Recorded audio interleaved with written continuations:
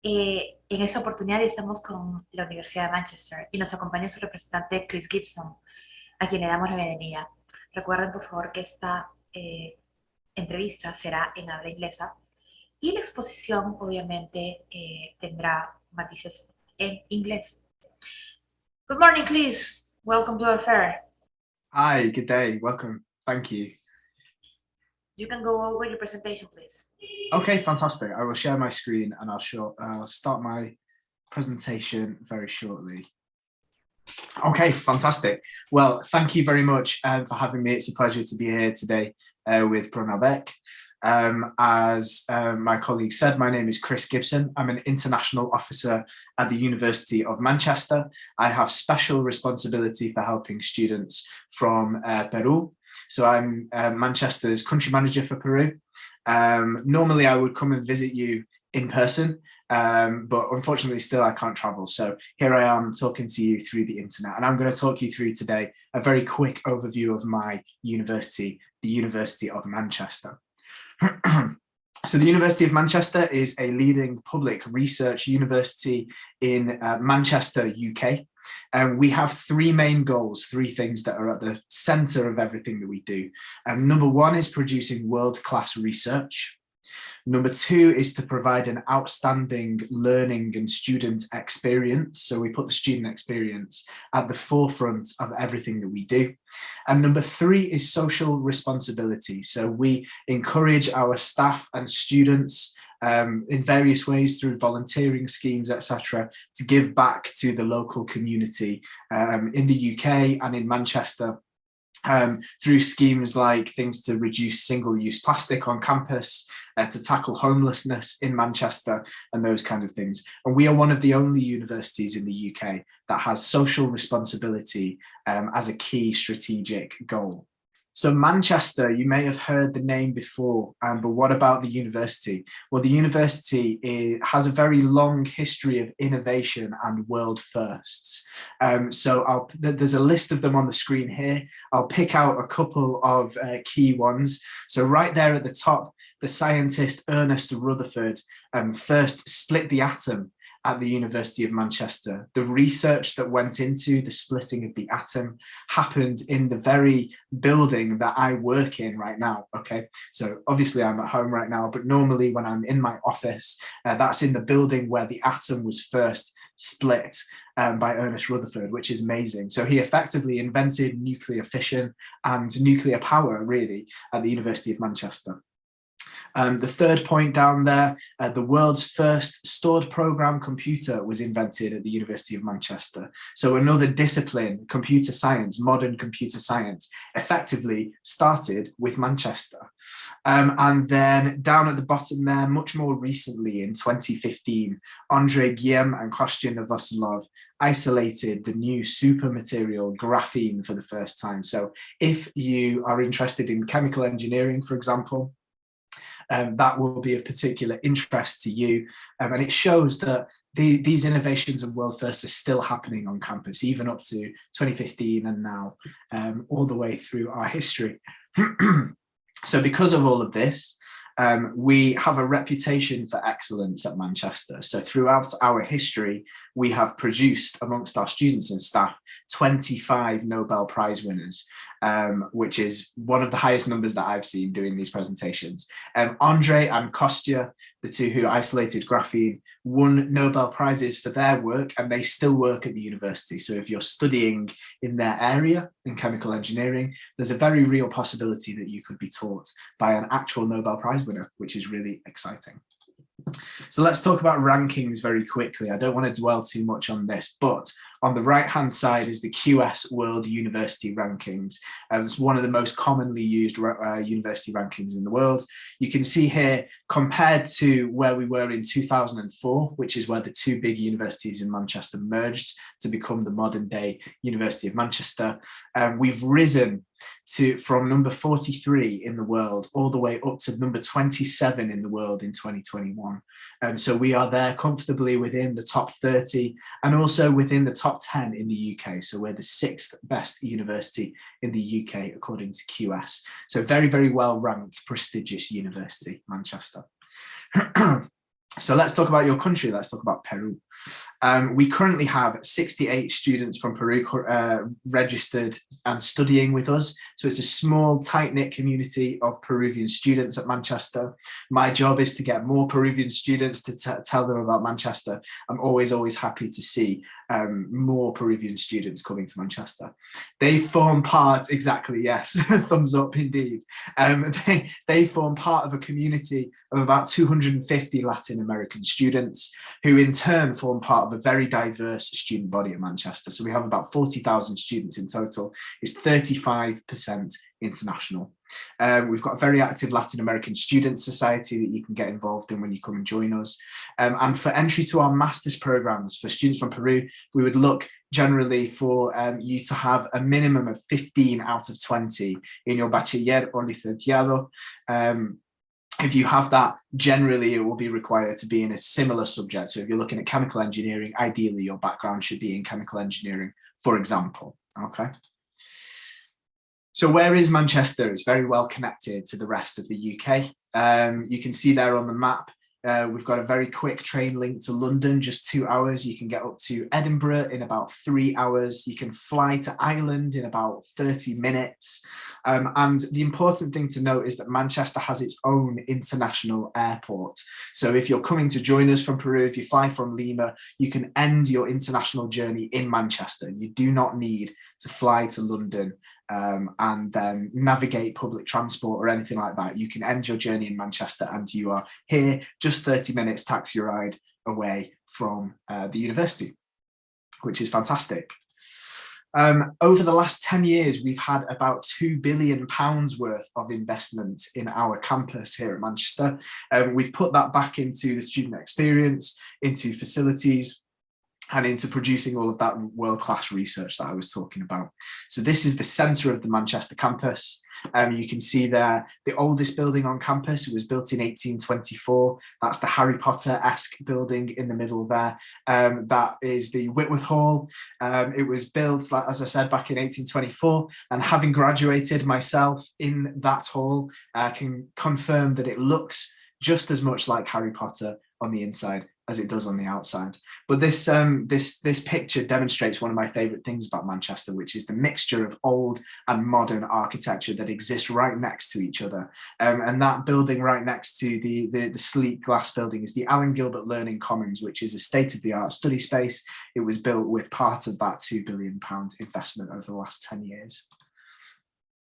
Manchester, the university is located right next to the city centre. We're kind of unique in a lot of ways because we have a campus, but the campus is within the city. So it's very difficult to get lost in Manchester. It's very easy to navigate. You can walk from the university campus into the city in about 15 minutes. That's on foot. Or you can catch a bus that would take about 6 or 7 minutes. The city centre there, you can walk across the length of the city centre in about 45 minutes. So it has the feel and the diversity of a big city, but everything is within walking distance or a short bus ride. So that's kind of one thing that sets us apart a little bit from other UK universities, I think, and one of my favourite things about Manchester. Now, what can you study at Manchester? The answer is more or less anything. You can see lots of popular subject areas represented here: business and management, computer science, marketing, architecture, law, civil engineering. It's probably easier for me to tell you what we don't offer, okay? So we don't offer veterinary science, we don't offer things like culinary arts, and we don't offer new media subjects like journalism and graphic design, but pretty much any other subject or subject area we do offer here at Manchester, across humanities, science and engineering, and biology, medicine and health. Those are our 3 faculties. So massive amount of choice at the University of Manchester. And a note about employability, because obviously this is really important. If you're looking at coming to the UK to study a postgraduate programme, you're probably thinking about how it will help your job prospects. The University of Manchester was voted by a group of top UK employers, the second most targeted university in the UK. So that means that top employers in the UK look out for UK graduates. They see the Manchester logo on your degree, and they know that it's a good quality degree, right? So employers recognise that Manchester graduates are really good quality. That means that 94% of our graduates go into employment or further study within 6 months of graduating, which is fantastic. And we were voted in 2020, we were number 5 in the UK for graduate employability. So up in the top 10 for graduate employability as well, which is fantastic. And then I guess finally, I think I've raced through a little bit here, but I wanted to leave some time for some questions. A little bit about the city itself of Manchester. So Manchester is what we call an original and modern city. It's a post-industrial city. So it used to be an industrial focused city. Now it's a very modern city, but you can still see the industrial heritage running through the architecture. So there are Victorian mills and factories and warehouses that have been converted into modern apartments, music venues, independent shops and restaurants and bars and all of that kind of thing. So it's a really lively place to live, but you can still feel the history. That comes from the Industrial Revolution. So Manchester has always had a really important place at the heart of UK history and culture. It was a really key part of the Industrial Revolution here in the UK. And again, that's where that heritage comes from, the mills and the Victorian warehouses and that kind of thing. But it is a modern city. It's also one of Britain's most popular student cities. So we have at the University of Manchester about 40,000 students. We're not the only big university in Manchester. There are 3 big universities, University of Salford, Manchester Metropolitan, and us, the University of Manchester. Between us, we have almost 100,000 students. So Manchester is full of students. It's a really exciting place to study. There's always something going on, always something exciting happening as a student there. And as I said before, a large proportion of those students are international. They come from 160 plus different countries. So it's a big melting pot of different kind of cultures and people from all around the world. Because of all of this, we're widely regarded as the UK's second city behind London. Now, if you see the University of Birmingham speak, they will dispute me on that because Birmingham has a bigger net population size. But we think that because of the importance of Manchester's position at the heart of UK history and culture, that we are the UK's second city, right? So we'll let you guys be the judge of that, of course, but that's what we would say. And then I suppose it's also worth noting our kind of contribution to sport and culture. So sport, of course, the 2 big football teams that need no introduction. And in terms of culture, there's a long history of independent music in Manchester. So if anybody's interested in indie rock music, particularly from the 80s and 90s, lots of those artists will have come from Manchester. Oasis, the Stone Roses, Joy Division, up to the modern day, the pop indie rock bands, the 1975 also coming from Manchester more recently. Another final note on this slide is the cost of living. So Manchester is moderately kind of sits in the middle of the UK in terms of cost of living. So London obviously being the most expensive place, I would say we're about 1/3 cheaper than London. We estimate that the average postgraduate student studying in Manchester will spend around £13,000, just over, on everything. So that's accommodation, food, socialising, phone bills, buses, all of that kind of thing. So we kind of sit in the middle. We offer a good balance between value for money and the big city experience with a Russell Group University experience, okay? So yeah, always worth comparing cities in that way. So that brings me to the end of my whistle-stop tour of the University of Manchester and the City of Manchester. As I said at the beginning, my name is Chris Gibson. I am Manchester's Peru country manager. My email address is there on the screen if you want to ask me any questions after the session about Manchester. And I can see that we've got a couple of questions here in the chat. So I will take a quick look at those. Please. Yeah, no problem. Okay, so somebody is asking, is there a master in tourism planning and development? Okay, that's a really good question. So we do have some masters in this area. Tourism, I think we have some courses related to tourism. Certainly planning and development.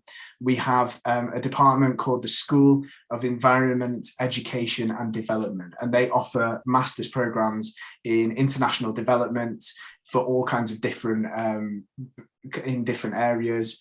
Urban planning and development as well, that's another one. So yes, we do have those courses. If you're wondering whether we have your course, if you go to manchester.ac.uk/study, we have a course finder where you can search our courses by keyword.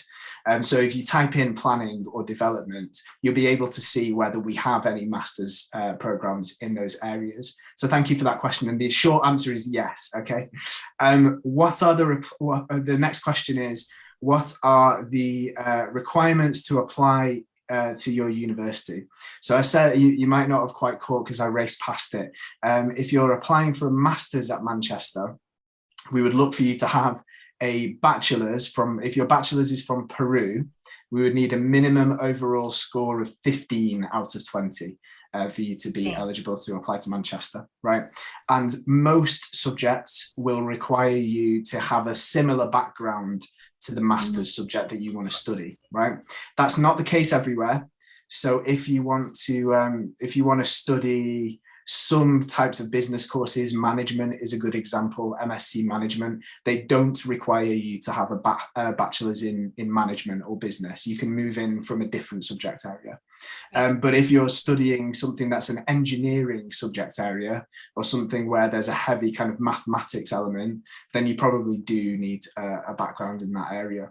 So again, check the website. It's all the information is there, and you can always email me as well. I can see that some people are asking about masters in music as well. So we do have some masters in this area. The exact course names escape me. They are more to do with music technology and the kind of theory of music and music technology than they are performance. So we actually are next door neighbours with a conservatoire, music conservatoire, one of the best in the UK, called the Royal Northern College of Music. They are a performance-based school, and they are what you would traditionally think of as being a music school, right? But we do have a department of performing arts. They do offer various different types of music and drama related degrees. I don't have the specifics on me right now, but again, if you go to the website and type in music, you'll be able to find all of the details there. And another question coming through here.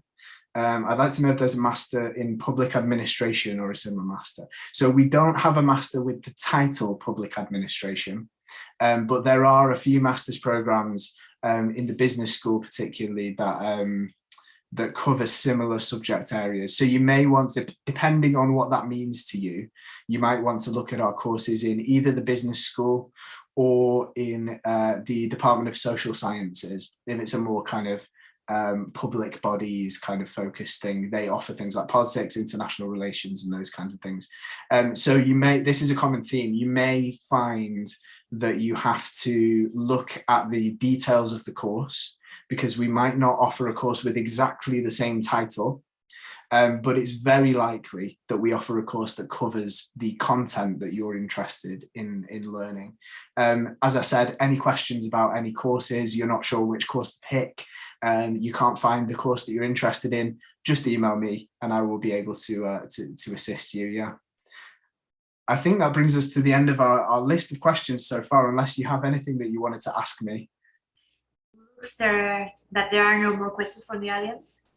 Once Fantastic. again, thank you so much, Chris, for your kind participation. And we really look forward to have you here next fair. Absolutely. Yeah, I look forward to being able to travel to Peru once again. I've missed it. So yeah, looking forward to it. Thank you very much. No problem. Thank you for having me.